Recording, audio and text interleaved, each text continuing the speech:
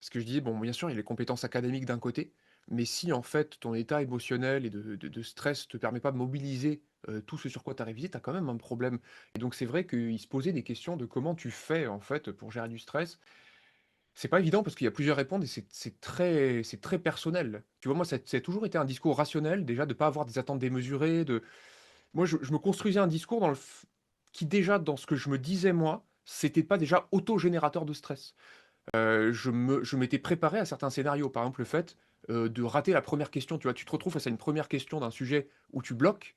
Pour moi, j'avais déjà anticipé le scénario où ça arrivait et j'avais déjà désamorcé, dans ma tête le scénario du drame où en fait, par récurrence, si l'initialisation de la première question se fait mal, alors d'un seul coup, je vais tout rater et en fait, tu es pris par, tu vois, Oui. par le temps et Quand tu dis ça, déjà, donc voilà, j'entends c'est une c'est marrant. maturité.